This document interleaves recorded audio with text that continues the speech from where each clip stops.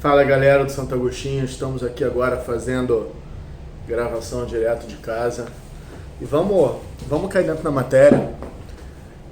Essa aula de hoje ela faz parte do projeto, você tem que sempre que olhar para o material escrito. Eu não vou ter como colocar quadro aqui agora, até tem um quadro aqui em casa, mas não funcionou na minha visão.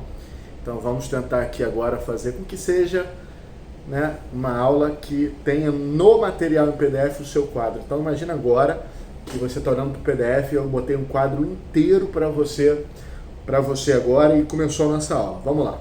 Bom, a gente vai hoje falar sobre o tal tópico frasal. E o que vem a ser o tópico frasal é muito importante de antemão você saber. Bom, o tópico frasal ele é uma parte do argumento. O argumento ele vai ser desenvolvido, e quando ele for desenvolvido ele vai dar 9, 10 linhas, algo assim. E essas 10 linhas a gente faz 4 períodos normalmente aqui dentro. E o que são esses 4 períodos? São frases complexas, claro, que vai da letra maiúscula ao ponto final. Então esses 4 períodos, eles são na verdade 4 missões que a gente cumpre. O primeiro período já é o tópico frasal. E o tópico frasal tem uma função que ele é inerente, que ele é peculiar. E qual é a função peculiar, qual é a função inerente do tópico frasal? Muito simples.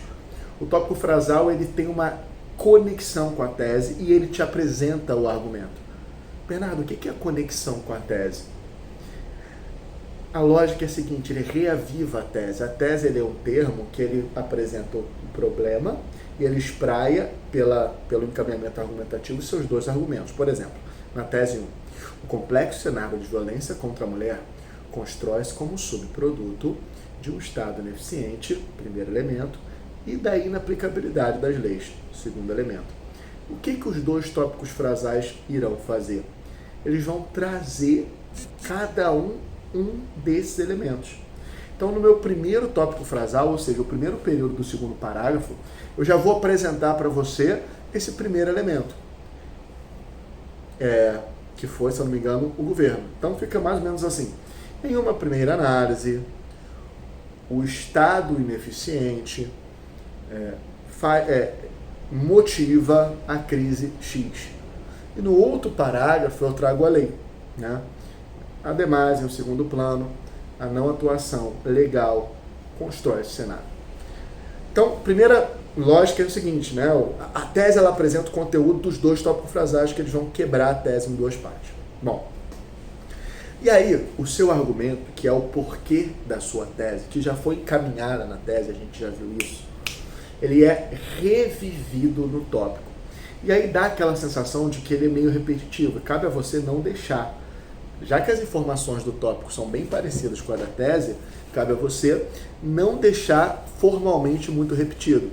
Como isso? Imagina que a minha tese seja mais genérico. Por exemplo, com efeito, a violência contra a mulher constrói-se por motivações políticas. Aí eu vou lá no tópico e coloquei uma primeira análise, o cenário de agressões de gênero institui-se como resultante de um Estado omisso. Tem a ver, mas não é igual. É você o responsável por não deixar seu texto chato e repetitivo. Então a gente vai ter um belo dia um material só para como não ser repetitivo e redundante na tese para o tópico. Bom, e aí continua a redação. Depois do tópico frasal, que é quando você apresenta o seu argumento, por exemplo, de que a fome ela é um produto de motivações políticas, você tem outras partes no argumento, no desenvolvimento do argumento, que a gente vai estudar no momento propício.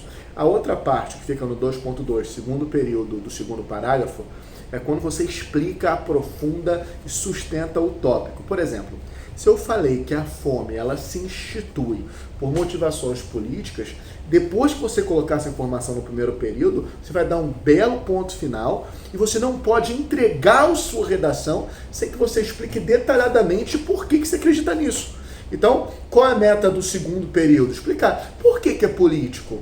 Como assim? Que política? Prova.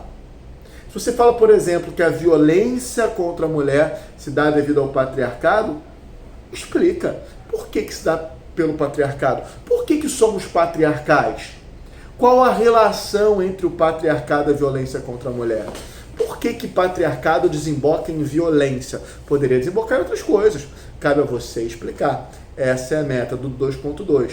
Você pegar todas as lacunas que o tópico frasal deixa sem resposta e explicar. É o porquê do tópico. Explicar o tópico. O 2.3 é quando você comprova. Apresenta número, dado, pensador, filósofo, exemplo, fotografia, sei lá. Quando você transforma a sua opinião em algo comprovável. Essa é a motivação do nosso terceiro período, para lá no final a gente simplesmente concluir o nosso argumento. A gente então tem 4 partes: a parte que a gente estuda o tópico, a parte que a gente estuda o aprofundamento, a parte que a gente estuda a comprovação e a parte que a gente estuda a conclusão do argumento. A gente faz mais ou menos parecido no segundo parágrafo e no terceiro, para a gente pensar na conclusão a partir do quarto, mas por hora vamos focar nisso. Bom, dando continuidade ao nosso estudo, a gente precisa agora tentar aprender como fazer o tópico frasal. Como fazer, porque o que tem nele a gente já sabe. É apresentar o problema e a causa dele, apresentar o problema e a consequência dele. Cabe a gente começar a estudar o como fazer, porque o que tem, muito fácil. Ele é mais ou menos a metade da tese. Beleza. Então, como que a gente faz isso? Vamos aqui com calma na maciota. Como que a gente faz isso? Primeira coisa, você vai chegar no seu tópico frasal e vai dividi-lo em algumas partes. E quais são essas partes? Primeira parte, termo introdutório de argumento. Termo introdutório de argumento. TIA, está aí na tabela. Você precisa dominar os termos introdutórios de argumento. Bernardo, quais são os TIAs? Então anota aí. Primeiro, TIA em uma primeira análise. Segundo, em uma primeira perspectiva. Terceiro, em uma primeira ótica. Quarto, em uma primeira instância. Quinto, em primeiro lugar. Sexto,